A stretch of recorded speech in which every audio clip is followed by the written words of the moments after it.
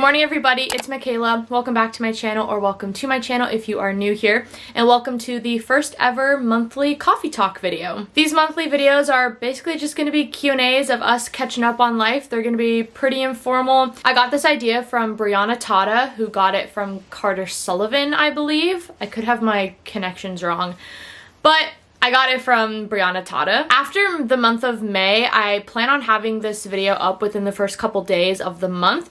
Now today is Sunday, May 7th, and I had finals week this past week, so obviously this video got kind of pushed to the back burner.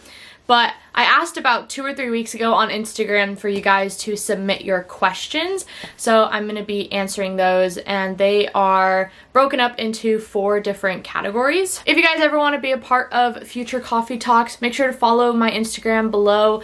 It is Michaela Manschult Photos or Michaela M Photos.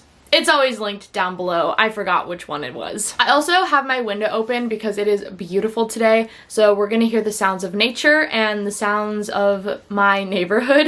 Our mug of the day is this one from Joann's. It just says, "Happy Camper." So if you guys haven't made your coffee yet, pause the video, go make yourself a cup of coffee, and let's get started. So, like I said, the coffee talk is broken up into 4 different categories, and the first category is seasonal work. You guys had a lot of questions about seasonal work this month, and the first one is, have you thought of working seasonally anywhere else but Juneau? I have. I would love to work in Katmai National Park. I would love to work in Yellowstone. I would love to work in Denali or Seward. I would really love to work anywhere that has an abundant amount of wildlife for a seasonal job. However, I just don't think it's in the cards for me anymore. I'm in my last year of college starting now because I just finished my semester of my junior year. Go me. But after that, I want to get started on my career and get fully into that in adult life. So I don't think it is, unfortunately. I would love to travel a lot of places, but I just don't think that working seasonally anywhere else but Juneau is how my life is gonna pan out. Who knows, maybe after I graduate, I'll want to take a year or 2 off and travel and work seasonally in different places, but that's a year away. We're not gonna worry about that right now. Somebody else asked, how do I get started with seasonal work? So this is actually a lot more of an easy process than people realize. All you have to do is apply. I know for my job here in Juneau, you get all the training that you need in-house, like at the job site. We have people who are deckhands who have never been on a boat before. We have people who are naturalists who have never seen a whale before. But we provide all of that training for you guys. Now, is it a little bit of a bonus that you have prior experience? Yes, of course. But if you come into the interview and you're honest and say, I don't really know much about working on a boat, but I'm very eager to learn and I really want to learn, they're going to see that and they're going to be like, you are really eager and you want to work. And that's going to 8 out of 10 times get you hired, depending on how your interview goes. Next, in terms of starting seasonal work, I would say you pick your place where you want to work, or find a website that has a bunch of seasonal jobs. There's a couple of them. I think one of them is coolworks.com. I don't know. I found my seasonal job from living in Juneau, so I've never used one of those websites. But if you guys are interested, I wanted to make kind of like a seasonal work 101 video this summer for winter jobs, and I just lay out all the different types of winter jobs I find and what I would apply for and all that good stuff. And then maybe in the winter time, do one for the following summer. So if that is something that you guys are interested in, definitely let me know, because that is something that I've kind of been churning up, that I've kind of been creating up here. I have like a rough draft of what I would do. This is really good coffee today. The next question is a little bit of a loaded question, and it is the seasonal work industry as toxic as everybody says? If you follow any seasonal workers on TikTok, Instagram, you've heard that this industry can be very, very toxic, especially if you are heading into the maritime industry or working on boats. It is a very male-dominated field, and to be a woman is a little tough in that field sometimes. I was the only female on my crew last year. Luckily, I had a very supportive captain and galley person, but my deckhand was extremely sexist and created some problems throughout the season. With that being said, I made the best of it. I am a very strong, independent woman, and I did not let a sexist dude keep me from doing anything. I learned everything that he learned and then some, and my captain really helped me thrive in my environment. I personally think that it can be toxic sometimes. You meet people of all walks of life, and sometimes they're great, and sometimes they're not so great. I've met some of the best people that I've met in my entire life through my summer job, and I've met some of the worst people that I've ever met in my entire life through my summer job. People are coming from all over the United States, all different backgrounds, all different lifestyles, and you're going to be seeing these people for like 70, 75 hours a week at my job, not every job, but you're going to learn a lot about them, and you're going to see people's true colors, whether that be bright pastel shiny colors or deep dark and angry colors. I don't want that to deter you from applying somewhere seasonally. I can have a pretty negative personality sometimes, but I made the best of it. I really enjoyed my summer last year, and I came back to the same company this summer, and I'm already enjoying it. We're on week 3, and it's gonna be a good summer. I could go so deep into this, but for the sake of time in this video, I'm gonna cut it here. But I think I'm definitely gonna make a seasonal work 101 video and dive more into this topic. The next category is travel and summer plans. You know when you're about to get sick and you can feel it in your throat? That's me right now. I have just like a little frog in my throat, and I know either tomorrow or the next day I'm gonna wake up so sick, and I'm not ready for it. But with summer plans, unfortunately, my summer job kind of rules my life. I work 70 to 75 hours a week over the summer. Some people don't like that. Some people do not thrive in an environment like that. I have ADHD. I constantly need to be doing something, so not having a lot of downtime is perfect for my personality. And you get to see so many cool things. We saw a killer whale the other day, and we get to see glaciers every day, and whales and sea lions.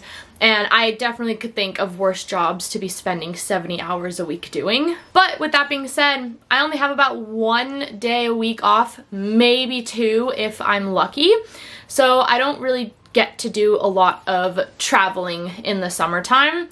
I can travel if it's like a little day trip down to like a Glacier Bay National Park or Hoona or something along those lines, but I can't go to like Hawaii or Glacier National Park or a cool like intricate vacation like to Disney World over the summer because it's very hard to get time off. Now, that doesn't mean I don't make the most out of having a summer here in Juneau. The beauty about summer in Juneau, especially in June when the summer solstice hits, you're getting about 18, 19, 20 hours of daylight. And if I'm off work at 6 p.m., I can do pretty much a 5 or 6 hour hike and be totally fine because it's going to be still pretty light out. Now, the energy that takes is what comes into question. Most of my days last year were spent in bed on my days off because you're very tired, you're overworked, and it's a lot.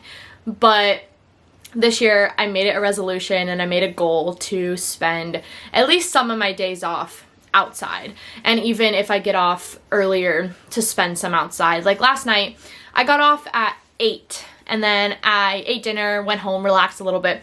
9:30, my friends were having a bonfire and I decided to go. And I'm so glad I decided to go. I hemmed and hummed and I was like, I don't really want to go. I don't feel like driving and blah, blah, blah. I went and I had a blast and I'm really glad I did. And in terms of summer plans this summer, I have none. I just plan on doing a lot of hiking. I plan on hopefully making it out to Glacier Bay National Park so I can check that national park off my list. Camping, I really want to go camping, just a lot of fishing, and a lot of time spent outdoors. Outside of summer, are you doing any traveling? I am. So in September, I am going home to visit my family. That was a trip I've had planned for a while, and my grandma was diagnosed with lymphoma a couple weeks ago and starts chemo next week. So I definitely am going home to visit her in September. And then while I am at home, I'm going to Joshua Tree, I'm going to go to Disneyland, I'm going to go to Channel Islands, and I have a lot of fun things planned. Now, I have a one-way ticket down there booked, and that's it. I have no clue when I'm gonna come back, and I figured I will figure that out when I am down there. I'm definitely going to be making a whole travel series on that trip because I have a lot planned for that trip, and I'm really mad at myself. When I lived in California, like, I grew up an hour and a half from Joshua Tree National Park, never been there, I never went, and it really kind of bums me out because I grew up less than 2 hours away and I just never went. So when I go in September, I'm definitely taking advantage of the national parks in my area, and I'm gonna go camping, hiking, and gonna have a lot of fun. With Channel Islands, I'm not sure if I want to do like a day trip or if I want to do like a 2 or 3 day trip and camp on the islands. It's remote camping. You got to bring all your own water and everything like that. So we'll see. I kind of have to figure that out soon because camping spots are going fast. After September, probably end of October, my boyfriend and I are planning a really badass road trip from Seattle to Phoenix. And there's a camper van company that has like 13 pickups and drop-off spots throughout the United States. And there are 2 that happen to be in Seattle and Phoenix. And it's not super expensive. It's gonna be way less if we rented a car and stayed in hotels. So we're possibly gonna be renting a van and doing van life for like 10, maybe 14 days. And we're gonna hit all the national parks that we can from Washington to Arizona. And I am so excited. If that doesn't end up working out, we really wanna do something not as big as Disney World like we did in January. That was a very expensive vacation. But if we can't do the road trip, then we want to do like a cheap Carnival cruise somewhere, just to kind of say we made it through the summer, we made it through the busy times, now let's wind down and get ready to go into winter. But I'm doing online school like fully next semester except for 1 class, so I have a lot of travel freedom, which is good. And then in January, which is technically next year, but it's like the first couple days of January, so I'm gonna count it this year, I'm going to my best friend's bachelorette party in Vail, Colorado. So we're gonna be snowboarding, we're gonna be snowmobiling, and that's gonna be a lot of fun as well. Those are all the trips I have planned for now. I think my boyfriend and I are gonna try and do like a weekend in Sitka, maybe end of September, early October after I get back from California.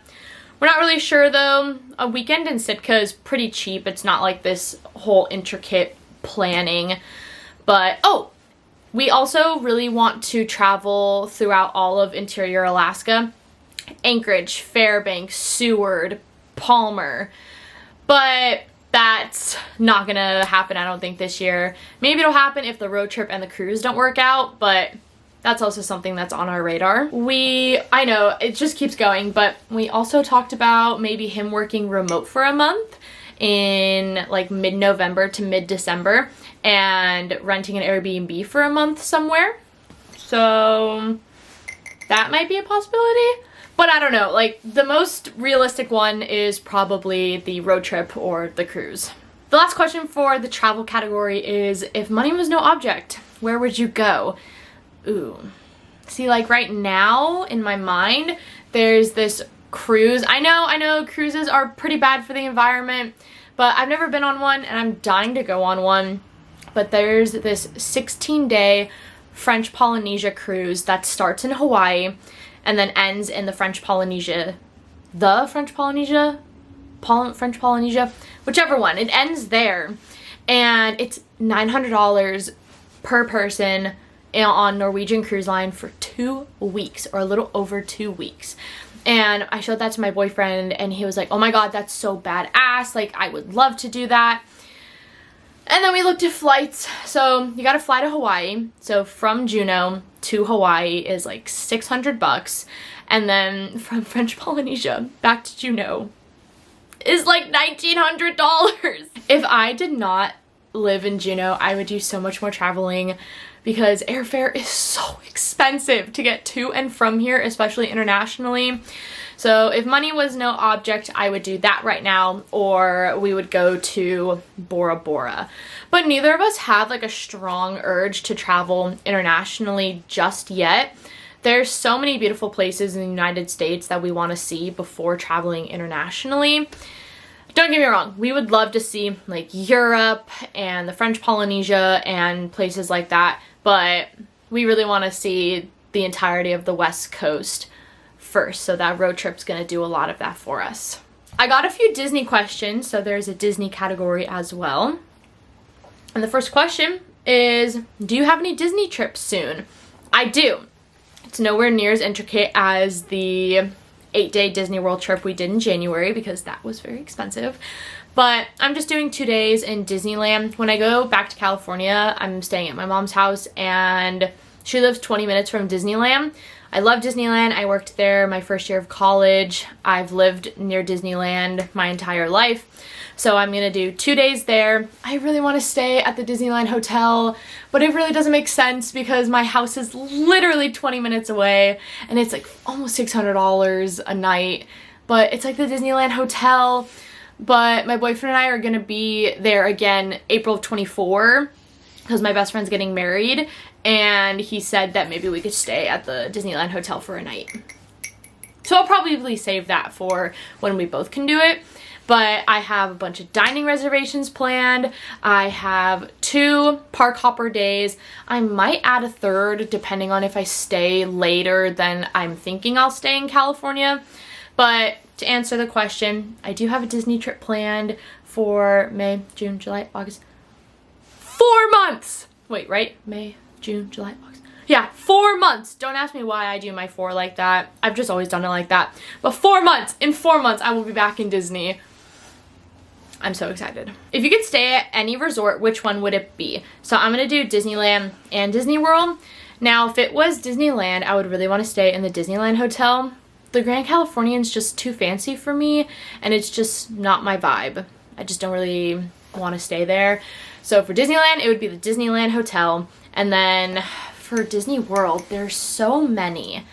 I think I would want to stay in the Polynesian or the Wilderness Lodge. And I think we'll be back, or like Animal Kingdom Lodge, Wilderness Lodge, I forget what it's called. But in 2025, we will be going back to Disney World, and I think we're going to be renting DVC points. So we will be able to stay at one of those resorts, and I'm so excited. The last category is just the life category. You guys had a couple random questions about life and how it's going. So how did your research turn out? For those of you who don't know, I was doing gooey duck research with CFOS and ADF&G. And gooey ducks are like a giant clam that can live to, I think their lifespan's like up to 100 or 150 years. And they're really important for subsistence harvesting here in Alaska. The indigenous people really rely on them for food.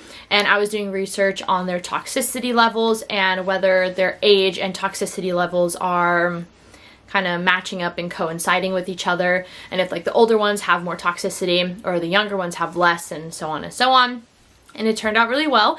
We finished about a week and a half ago, and I'm gonna be in a thesis, guys. I'm gonna be in a grad student, no, she's not even a grad student, it's her PhD. I'm gonna be in a PhD thesis because I'm helping her write her methods because I helped her with her project. So it turned out really, really well. I'm very excited, and the fact that I'm going to be in a published scientific paper as an undergrad makes me very proud of myself.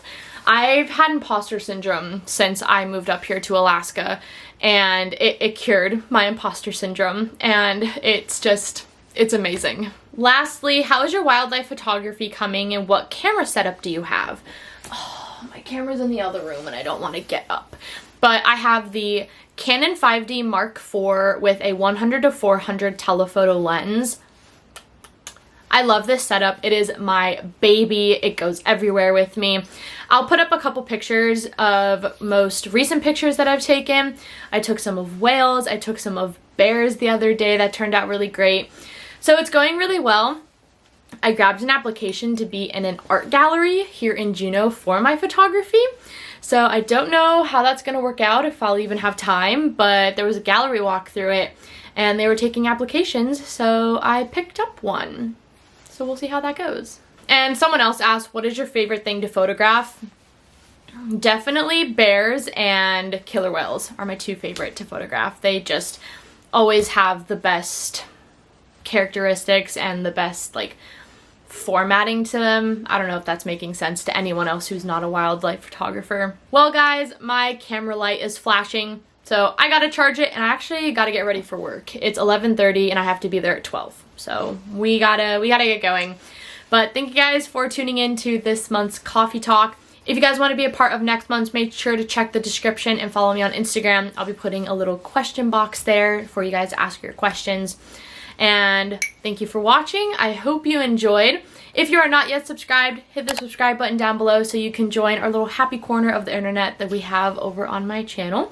And I will see you guys in my next video. Bye!